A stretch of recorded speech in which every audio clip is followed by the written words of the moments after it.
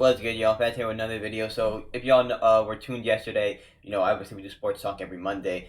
We watched that Stephen A. interview, but I wanted to see him talk about Kyrie, but I never got to during the whole video, bro. The video was honestly, I know that they had like beef before this, they were speaking on each other, so I thought it was gonna be a little more entertaining like that. But honestly, it wasn't my cup of tea exactly. Even though this is a great podcast, I love this podcast, love Stephen A. Love Paul, George, love all these dudes. Um, but now they posted a little clip about his beef, gets honest about his beef with Kyrie, so I did want to go ahead and watch this because that's what I was there for yesterday and I didn't get to see. So Career we that you here wish you today could do and over? watching it There's again. several, if I'm being totally honest. Me and Big Dog Glenn Robinson, Okay. I wouldn't do that. And to certain respects, believe it or not, Kyrie. Oh. Because I think that got misconstrued. Oh. To me, you're so spectacular in box office. I'm Damn. tired of seeing one thing after another leading to you missing games. That was my only point. There's Okay. always something. Yeah, I want to leave Cleveland. I'll stay here in Boston if you'll have me, and then you leave. Spoke on Kyrie. You go to Brooklyn, and it's one thing after another. After you got the brothers to come to Brooklyn, where you should have went to the Garden, you'd have been worth about $500 million more playing for the Knicks than for the Brooklyn Nets. And so that was my position. Is that a little biased there? Huh? Yeah. Yes. Totally. I mean, listen, I'm praying on camera for Damian Lillard to reconsider.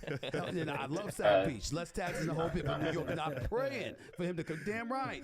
But the thing about it is, Paul George praying for that too. When that stuff happened with Kyrie, he and his father and I are fine, but it got to a point where it wasn't because, unbeknownst to the public, the father, loving his son, was coming to his defense by sending me text messages that, quite frankly, I didn't appreciate.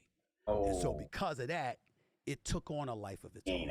Appreciate. And credit to Kyrie. I mean, listen, it's really nobody's business, but I feel because the story took on a life of its own, I really, really owe it to people to let them know I hope I'm not violating Kyrie's trust, because I usually don't betray people's trust. That's just a big thing for me. But I will tell you, we were at the Staples Center, and Kyrie rose up on me.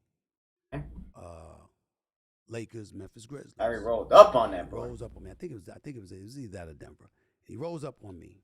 He taps me on the back and he's like, "You still got that same energy face to face?" I said, "I'm standing here, ain't I?" And he was like, "It's really not about me anymore." And I looked at him and I said, "You're right. It had become about me and his dad and how we had elected to each other." It's deeper. And the shame of it is I'm 55. Obviously, his father is around my age. And the younger son was the one that had to educate us. This is really about y'all. That's crazy. And so I just said, that's what men do. Kyrie Irving is right. Kyrie, go. And I called his father. And we resolved everything, and we met face to face, and it's no problem. I said to him, "I'm still going to judge your son by what I see. But this notion that there's going to be personal animus or whatever, I thought I was just doing my job. If it looked differently, that's on me." And so, real knows real. And when you're a man, you own up and you fess up to the things that you did wrong. Right. And I'm going to always be that dude. Look, the NBA season is done, but that doesn't mean that... Let me know your thoughts. Make sure you like, subscribe. It's deep.